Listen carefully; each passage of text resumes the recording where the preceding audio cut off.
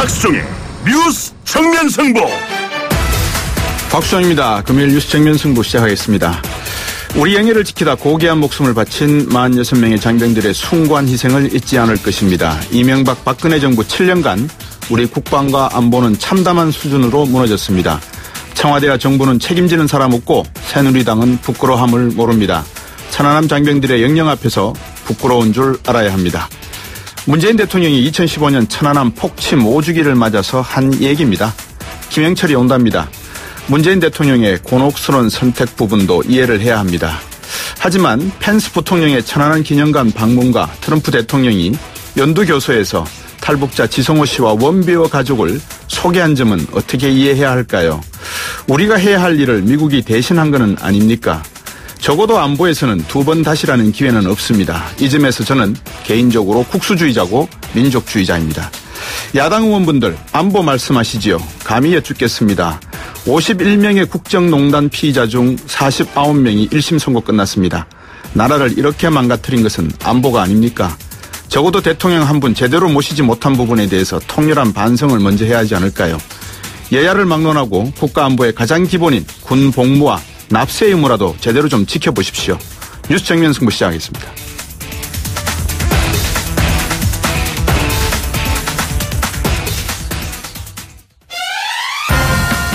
자, 평창 올림픽 이제 막바지에 다다르고 있죠. 평창 외교도 정점을 향해 치닫고 있습니다. 트럼프 대통령의 장녀 이방카 선임 고문이 조금 전에 인천공항에 도착을 했고요. 아마 문재인 대통령과 저녁 만찬이 있을 모양이네요. 조금 전 뉴스 들으셨을 겁니다. 그런가 하면 방금 제가 말씀드렸듯이 김영철 북한 노동당 중앙위 부위원장 겸 통일전선부장, 간단히 말하면 우리나라의 국정원장쯤 된다고 보시면 됩니다. 25일 방남합니다. 보수 야당 국회 보이콧하겠다면서 강경 입장이고요. 국회 외통위 더불어민주당 간사 맡고 있는 김경영 의원과 말씀 나눠보겠습니다. 안녕하십니까? 예. 제가 급해서 바로 그냥 인터뷰를 시작한 모양입니다. 저희가 준비한 순서를 먼저 말씀드리는데 바로 그 부분이 저희가 준비한 순서고요. 그 다음에 두 번째 인터뷰에서는 평창 동계올림픽 쇼트트랙 남자 5,000m 계주 종목에 헝가리 대표팀이 금메달 땄죠. 아쉽게 이 경기하다가 우리 선수끼리 부딪혀서 넘어졌습니다. 헝가리 대표팀 감독이 바로 전재수 감독인데요. 2부에서는 전재수 감독과 함께 말씀 나눠보겠습니다. 3부에서는요, 자유한국당이 천안함 폭침에 관한 김영철 통일전선부장의 방남에 대해서 결사 반대한다는 입장 발표했죠. 청와대 앞에서도 모여서 시위를 하신 것 같은데요. 3부에서는 자유한국당 김영우 의원 전화 연결해서 직접 한번 입장 들어보겠습니다. 그리고 금요일 4부는 검찰을 다시 생각하다 시간 있죠. 인하대학교 법학전문대학원 김인혜 교수와 함께 검찰의 영장 청구권 독점 문제를 주제로 해서 말씀 나눠보도록 하겠습니다.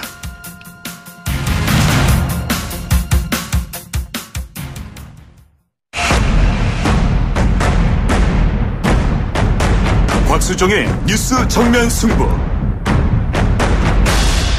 앞에서 벌써 소개를 해드렸기 때문에 인터뷰를 좀 오래 하고자 김경영 의원 바로 전화 연결하겠습니다. 안녕하십니까? 안녕하세요. 예, 요즘 그 평창 올림픽 때문에 다양한 화제들이 많이 나오고 있습니다. 그죠? 예. 영국의 한 일간지에서는 문재인 대통령의 트랙에 트럼프와 김정은이가 빠져들었다, 이런 기사도 나온 것 같은데. 영국 21세기 프로젝트 앱스 국장의 분석입니다. 그렇죠. 예. 자, 이제 그 내용을 기반으로 해서 한번 풀어볼까 합니다. 이방카 선임 고문이 방한을 했는데 어떤 의미가 있을까요? 공교롭게도 북한도 그렇고 미국도 그렇고 최고 통치자의 혈육이 또 최측근이고 참모이고 실세 역할을 하고 있습니다. 네. 그런데 사실 우리 입장에서는 이번에 이제 올림픽을 성공시키는 것도 대단히 중요하지만, 네. 이후에, 올림픽 이후에도, 한반도 평화체제 구축이나 비핵화, 이것은 우리가 반드시 해결하고 가야 될 사명이죠. 네. 한국에 우리의 운명이 좀 달려있는 문제인데요. 네. 그래서 이 올림픽을 계기로 해서 개막식과 지금 폐막식 때 만들어지는 이 외교 전쟁, 네. 이 외교 테이블이 우리한테는 굉장히 소중한 자리입니다. 예. 그래서 이제 우리로서는 이 자리를 잘 활용해야 되고요.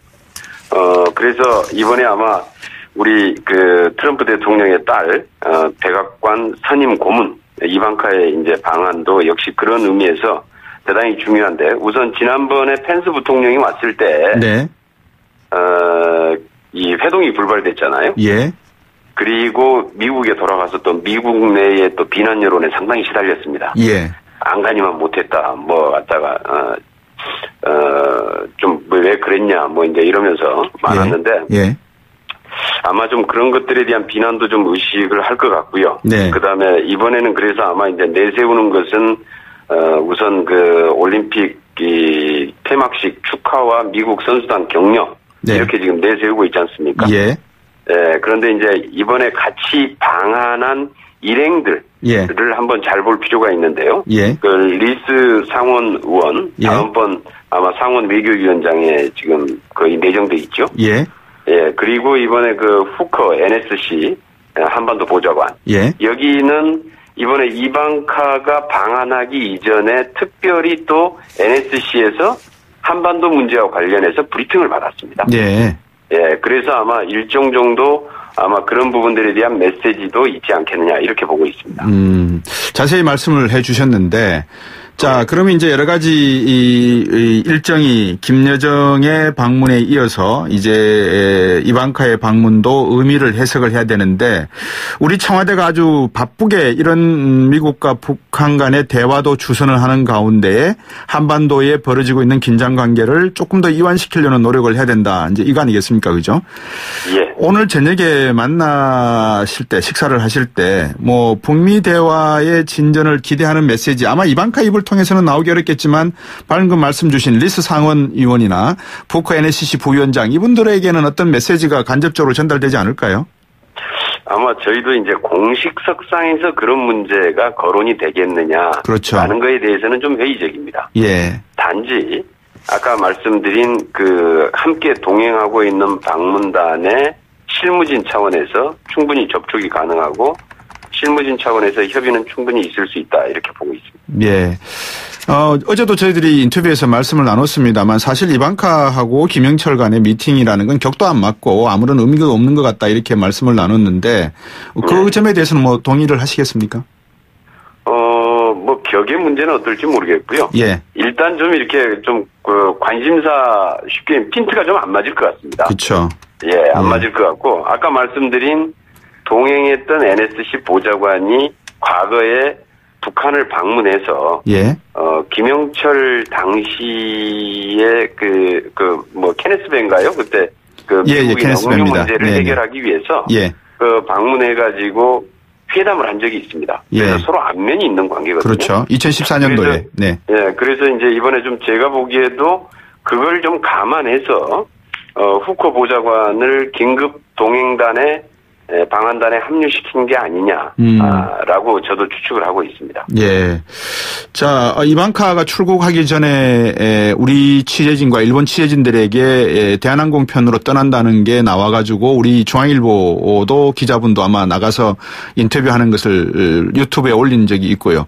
그러다 보니까 국내에서도 이방카의 일거수일투족이 많은 분들의 이제 관심이 대상이 되면 결국 나중에 뭐 앞에서 말씀 주셨지만 김영철 부위원장과의 뭐 면담이나 이런 거는 상당히 좀 하기 어렵다 이렇게 봐도 되겠죠, 그죠? 아마 그렇게 직접적인 대화의 자리는 만들어지지 않을 걸로 이렇게. 네. 자, 서훈 국정원장이 지난 1월 극비리에 미국을 방문해서 북한 고위급 대표단 접촉을 조율했다 이런 보도도 있었습니다. 사실인가요? 그것은 좀 확인이 안 되는데요. 예. 지금 이제 특히 지금 한미 간에는 예. 특히 한반도 문제, 남북 문제 관련해서는 굉장히 세밀하게 조율이 이루어지고 있습니다. 네네. 그래서 이제 백악관 보좌관과 청와대 안보실장, 그다음에 국정원장과 폼페이오 CIA 국장, 예. 그리고 외교부와 이제 국무성 예. 이렇게 해서 여러 가지 라인들이 같이 가동되고 있기 때문에 예. 충분히 가능한 얘기입니다만은 그런 또 사실 이제 비밀리에 뭐 이렇게 비공개로 뭐 방문하고 이런 거를 그렇다고 해서 공개적으로 얘기할 수 있는 문제는 아니잖아요. 그렇죠. 예.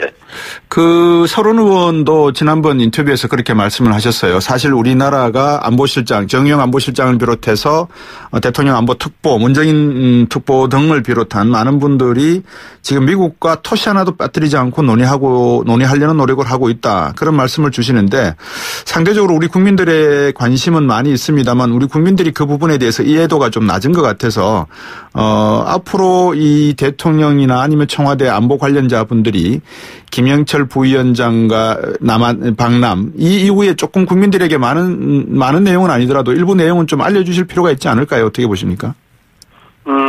아마 그 부분도 미국과의 협의가 이루어졌던 것으로 알고 있고요. 예. 일단 그래서 지금 미국 언론에 좀 보도된 걸 보면은 이번에 김영철 그 방남에 대해서 트럼프 대통령이 문제 삼지 않을 것이다. 네. 이런 이제 예측이 보도가 되고 있는 거잖아요. 예, 예. 그래서 일정 정도 이런 것들까지 같이 다 협의가 이루어진다 이렇게 보시면 될 것 같아요. 알겠습니다. 자, 국정원 통전부 제가 통전부가 일종의 북한의 국정원 형태다라고 말씀을 드렸는데 이런 한 라인은 복원이 된 거다 이렇게 봐도 되겠습니까? 앞으로 남북 정상회담까지 가기 위해서는? 지난번에 지금 남북 고위급 회담에서 한라인 복원에 합의를 했고, 예. 이제 군사 채널도 복원을 시켰고, 통일부 라인, 이렇게 이제 복원이 됐습니다만은 사실 이제 국정원 같은 경우에는 복원이 됐더라도, 그리고 협의가 이루어지더라도, 예. 공개적으로 할 수는 없겠죠. 그렇죠. 예. 예. 자, 제가 앞에서도 말씀을 드렸습니다. 대승적 차원에서 김영철 방남을 수용하기로 했다. 이건 문재인 대통령의 고민과 충분한 내부적인 어떤 야당으로부터의 어떤 정쟁의 빌미를 제공할 수 있는 부분을 아시면서도 결정했을 거라고 보여지는데 어떻습니까? 이 부분에 대해서는. 그러니까 지금 이제 그 야당에서 지금 얘기하고 있는 것은 김영철이 천안함 사건의 주범이다. 네. 이제 이렇게 얘기를 하면서 이걸 전제로 하고 지금 하는 얘기인데요. 네. 문제는 이제 그때 천안함 사건 직후에 이명박 정부 때죠. 예. 이명박 정부 2010년 3월 26일입니다. 네. 예. 민관 합동 조사단에서 천안함 사건 전반을 다 상세하게 조사를 하고 예. 그 조사 결과를 발표했는데 그 배후 또는 주범에 대해서 특정해서 확인할 수가 없다. 예. 이게 이제 공식적인 발표였거든요. 예. 그런데 이제 문제는 지금에 와서 갑자기 이제 그 자유한국당에서는 주범이다. 갑자기 이렇게 얘기를 하는데 어제도 좀 사실 그 국회 이제 외교통일위원회에서 이 문제가 좀 논란이 돼서 그렇다면 그게 주범이라는 근거를 한번 좀 가져와 봐라. 네. 우리도 한번 좀 보자. 그랬더니 주시겠다고 그러더니 전혀 아직까지 내놓고 있는 게 없어서요. 예. 좀 그런 상황이고요. 그 다음에 이제 문제는, 예전에 이제 2014년에, 그러니까 이제 박근혜 정부 때인데요. 네. 군사회담이 있었죠. 예. 근데 군사회담 대표로 이 김영철이 회담 대표로 나왔거든요. 네. 대표로. 네. 그리고 나왔고, 또 장소도 또 우리 남측, 판문점 남측 쪽에서 이루어졌기 때문에. 네. 우리 땅도 이미 밟았어요. 그런데 예. 우리 땅은 밟을 수 없다, 회담 대표로 인정할 수 없다. 갑자기 이렇게 바뀌니까. 네. 아니, 그러면 자신들이 집권할 때 당시에는 회담 대표로 인정하고 우리 땅도 밟게 다 해주고. 네. 지금에 와서 갑자기, 회담 대표로 인정할 수 없고, 땅을 밟게 해서는 안 된다. 이렇게 이제 결사적으로 이제 반대하는 모습을 보이니까. 네. 이게 단순한 내로남불 차원이냐. 예. 아니면은, 이게 뭔가 좀 정략적인 의도를 가지고 있는 거냐. 예. 이제 이런 의구심을 사게 돼 있는 거죠. 김영철이가 서울 불바다 이야기한 건 어떻게 이해를 할까요? 그 부분은 제가 불바다 얘기를 했는지 본인이 했는지 그런 것들은 제가 좀 조선노동당 인민TV에 나와서 직접 한 이야기입니다. 아, 그래요? 예. 예, 그런데 이제 문제는 그렇습니다. 우리가 이제 봐야 될 것은 예. 이 남북대화라고 하는 게 예. 어떤 좋은 사람 골라가지고 결혼하기 위해서 맞선 보는 자리가 아니잖아요. 네. 예, 이건 뭐냐면 전쟁 중에도 휴전을 하기 위해서는 불구대천의 원수인 적장하고도 회담이 필요한 겁니다. 바로 그 지점이죠. 지금 예. 바로 그 지점에서 조금 부딪히는 게 있는데 국민들은 아마 이해하시는 부분이 충분히 있을 거라고 저는 봅니다. 예. 예, 그래서 그 부분에 대해서만큼은 결과가 좋으면은 모든 것이 다 이해가 되고 그 고민을 국민들께서도 충분히 받아들이시지 않을까 싶은데 미 국무부가 김영철 부장이 천안함 기념관을 방문하기 바란다 이렇게 이야기를 대변인이 툭 던졌단 말입니다.